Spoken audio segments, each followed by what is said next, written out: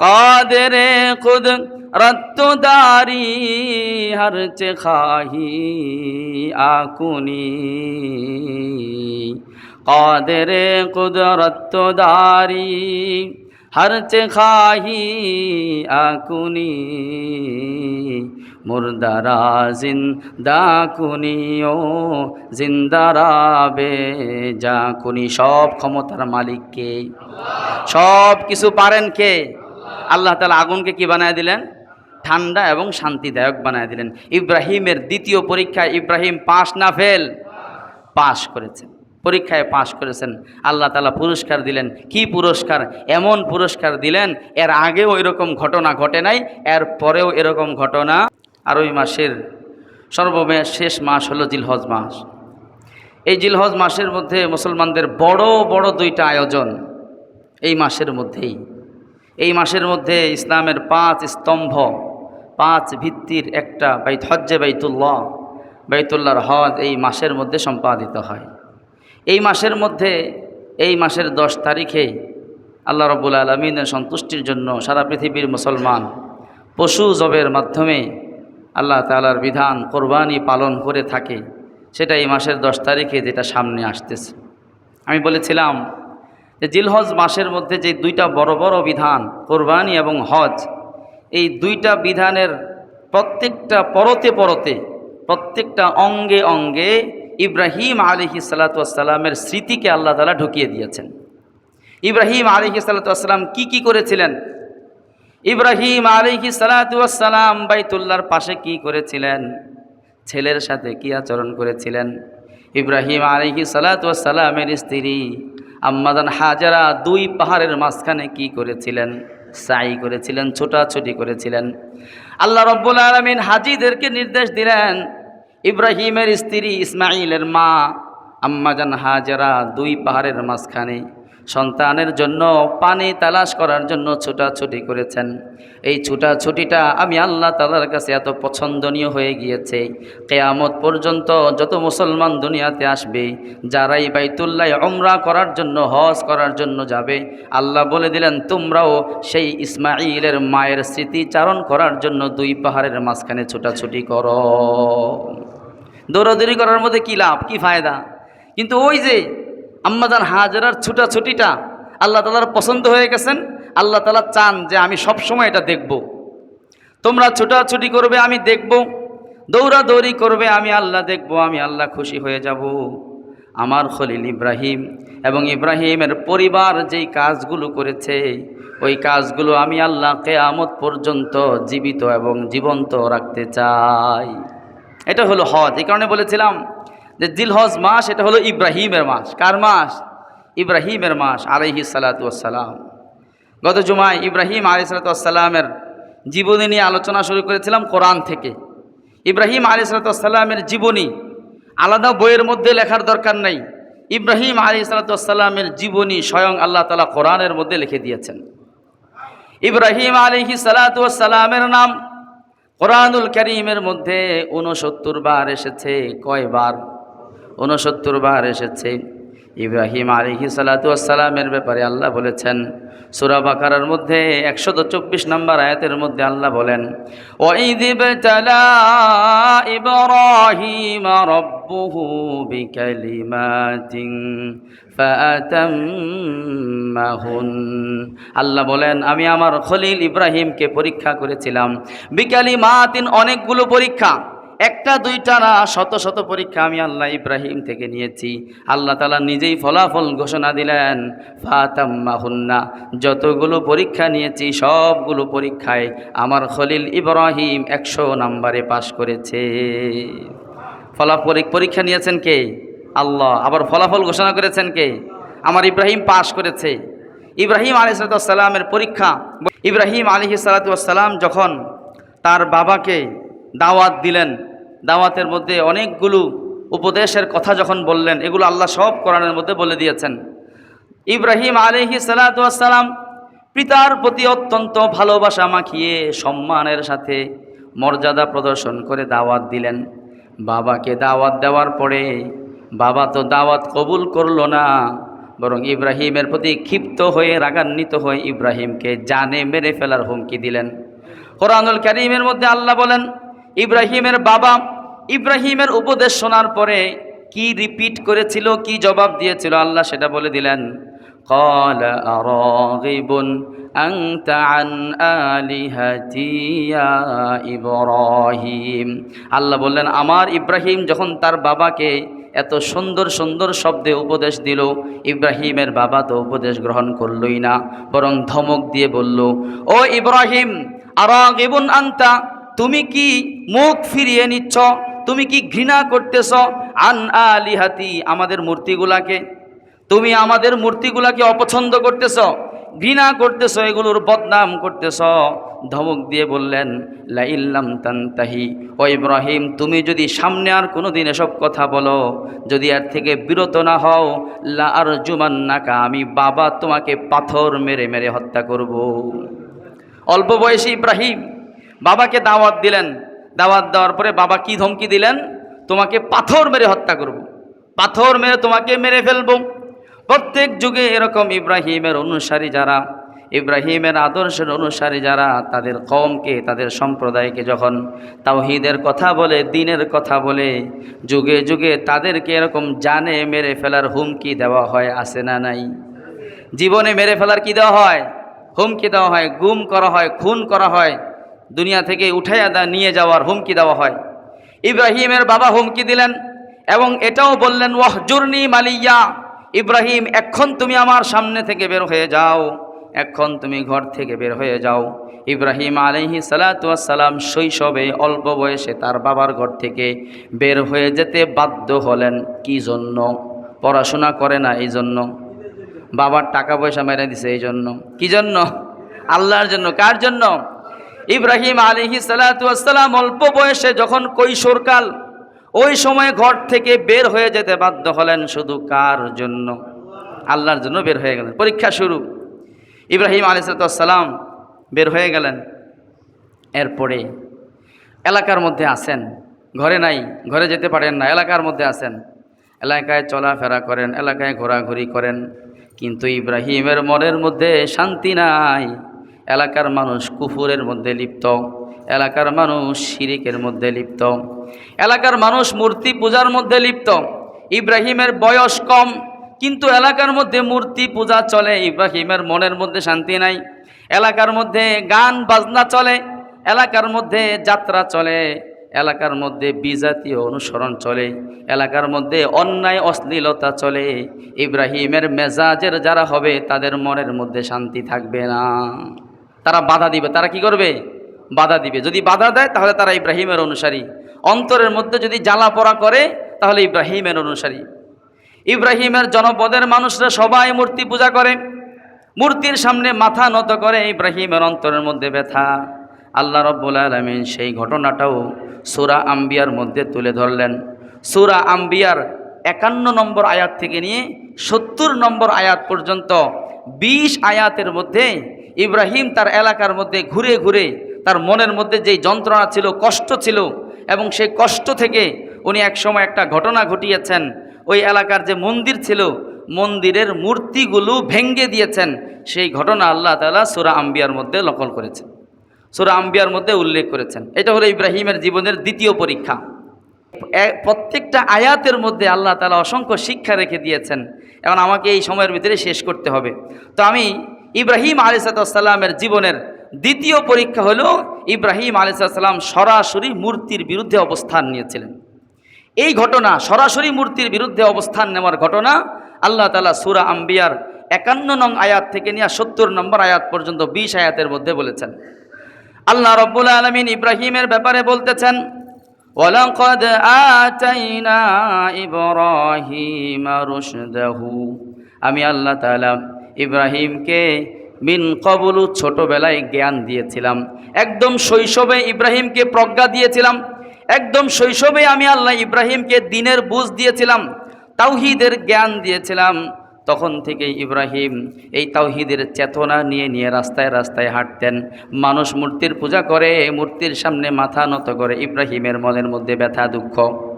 ইব্রাহিম যখনই মন্দিরের সামনে দিয়ে যান, দেখেন মানুষ মূর্তির সামনে মাথা নত করে, ইব্রাহিমের মনের মধ্যে আগুন জ্বলে ওঠে। ইব্রাহিম মনে মনে কল্পনা করে, আমি একদিন এই মূর্তিগুলোর সাথে এমন আচরণ করব, আমি মানুষকে চোখে আঙ্গুল দিয়ে বুঝিয়ে দেব এই মূর্তিগুলো তোমাদের কোনো ক্ষতি এবং লাভ করতে পারে না, এই মূর্তিগুলোর কোনো ক্ষমতা নাই। আমি ইব্রাহিম একদিন তোমাদেরকে হাতে কলমে বুঝিয়ে দেব মূর্তির কোনো ক্ষমতা নাই। যেই মূর্তি নিজেকে রক্ষা করতে পারে না, সেই মূর্তি কিভাবে তোমাদেরকে রক্ষা করবে? ইব্রাহিম মনে মনে প্ল্যানিং করলেন, সিদ্ধান্ত নিলেন। সেই ঘটনা আল্লাহ কোরআনের মধ্যে বলেছেন। আমি সংক্ষেপে টাচ দিয়ে যাই, আজকে এই ঘটনা পুরাটা বলবো না।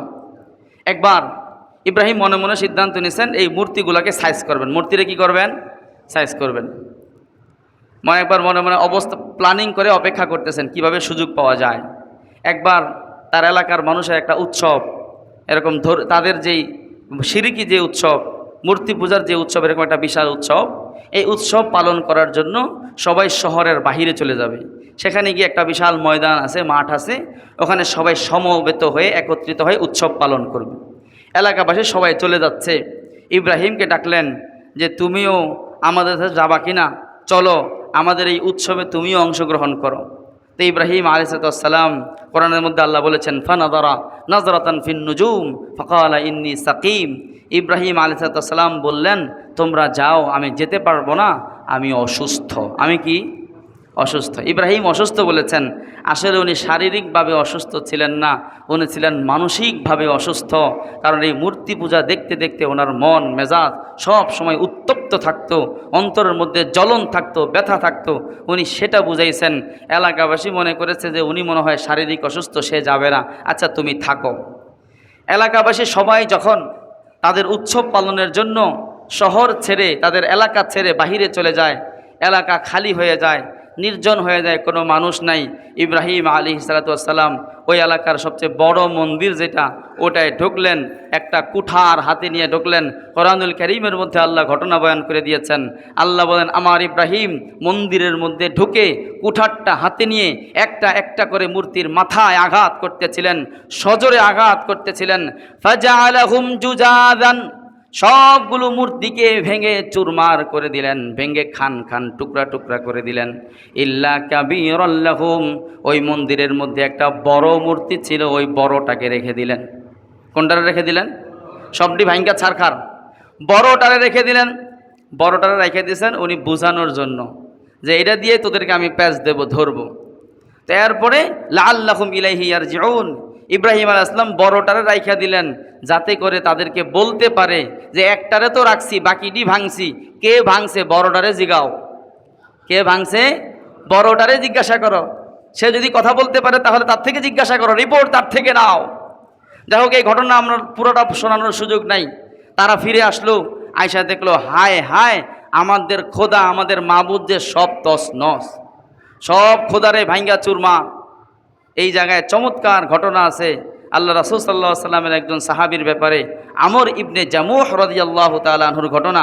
কখনো সুযোগ হলে আমি আবার পরবর্তীতে এই ঘটনা শোনাবো। আজকে এই ঘটনা আর এখানে লম্বা করব না। তারা যখন ফিরে আসলো, আয়েশা দেখলো তাদের খোদাদেরকে ভাঙ্গা চুরমার, এক খোদা বেকা হয়ে পড়ে আছে, এক খোদা উপর হয়ে পড়ে আছে, কোনো খোদার ঠ্যাং 2 হাত দূরে, কোনোটার পা 6 হাত দূরে, এরকম বিক্ষিপ্ত হয়ে পড়ে আছে। তারা বলল, এটা কে করছে রে আমাদের খোদার এই সর্বনাশ?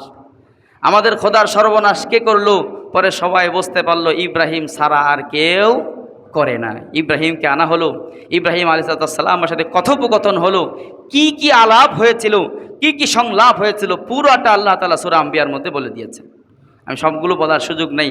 শেষমেশ তারা সিদ্ধান্ত নিল যে ইব্রাহিমকে তারা আগুনে পুড়িয়ে হত্যা করবে।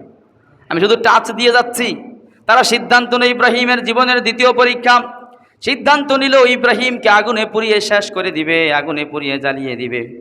1 মাস পর্যন্ত কাঠ সংগ্রহ করা হলো, বিশাল বড় গর্ত খনন করা হলো। গর্তের মধ্যে সবাই কাঠ জমা করলো, একত্রিত করলো। 1 মাস পর্যন্ত আগুন প্রজ্বলিত করা হলো। দাউ দাউ করে যখন মাসব্যাপী আগুন জ্বলল, আগুনের তাপ এত প্রচণ্ড, আগুনের তাপ এত দূর পর্যন্ত পৌঁছে যায়, উপর দিয়ে যদি কোনো পাখি উড়ে যেত, আগুনের তীব্রতার কারণে সেই পাখিটা সিদ্ধ হয়ে যেত। এত ভয়ঙ্কর পরিমাণে আগুন তৈরি করার পরে ইব্রাহিম আলাইহিস সালাতু ওয়াস সালামকে আগুনের মধ্যে ফেলে দেওয়া হবে। ইব্রাহিমকে কামানের মধ্যে উঠানো হলো। আপনারা দেখেছেন ভবন ভাঙ্গার জন্য বুলডোজার ব্যবহৃত হয়, ক্রেন ব্যবহৃত হয়। ওই জমানার তৎকালীন যুগের ক্রেন ছিল, ক্রেনের মধ্যে ইব্রাহিমকে তোলা হলো। কারণ কেউ হাতে ধরে ইব্রাহিমকে আগুনের মধ্যে ফেলবে, আগুনের কাছে যাওয়ার মতো সাধ্য কারো ছিল না, ক্ষমতা কারো ছিল না।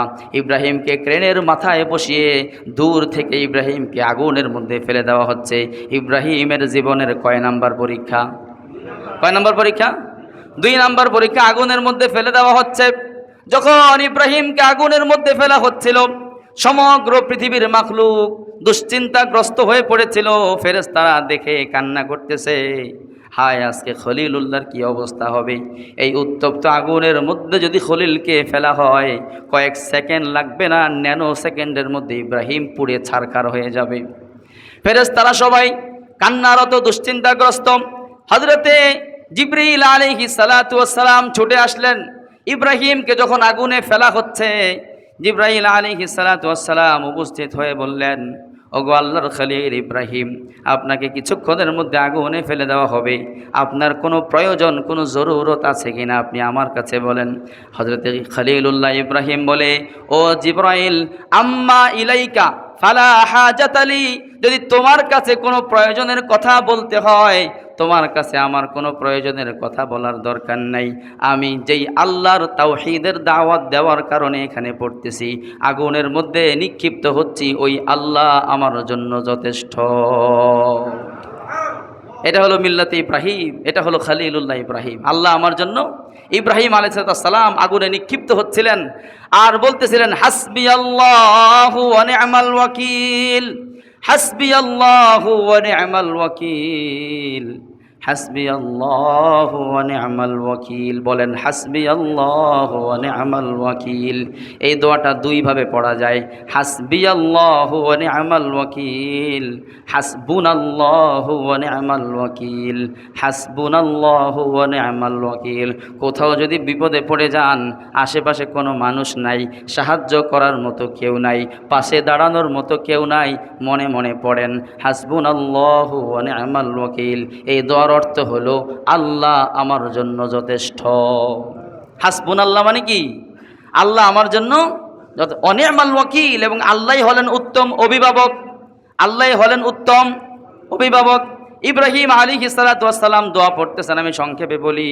যখন আগুনের মধ্যে ফেলে দেওয়া হলো, ইব্রাহিমের শরীরটাকে মাথা থেকে নিয়ে পা পর্যন্ত অসংখ্য রশি দ্বারা পেঁচানো হয়েছিল।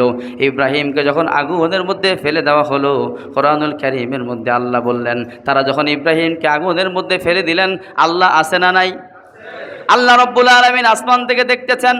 আল্লাহ রাব্বুল আলামিন দেখলেন ইব্রাহিম কোনো মাখলুকের কাছে সাহায্য চায় নাই, ইব্রাহিম ফেরেশতাদের কাছেও সাহায্য চায় নাই, ইব্রাহিম জিবরাইলের কাছেও সুপারিশ চায় নাই। ইব্রাহিম বলেছে আমার জন্য কে যথেষ্ট? আল্লাহ যথেষ্ট। এই কারণে আল্লাহ যথেষ্ট হয়ে গেলেন। আল্লাহ বললেন, কুলনা ইয়া নারু কুনি বারদাও ওয়া সালামান আলা ইব্রাহিম। সুবহানাল্লাহ। আল্লাহ রাব্বুল আলামিন বললেন, কুলনা ইয়া নারু, সঙ্গে সঙ্গে আমি আল্লাহ আগুনকে ডাক দিয়ে বললাম, আগুন কার মাখলুক? কার কথা শোনে? আল্লাহর কথা শোনে। আল্লাহ আগুনকে ডাক দিয়ে বললেন, ইয়া নার, ও আগুন, কুনি বারদা, তুমি ঠান্ডা হয়ে যাও, কুনি বারদা, তুমি ঠান্ডা হয়ে যাও।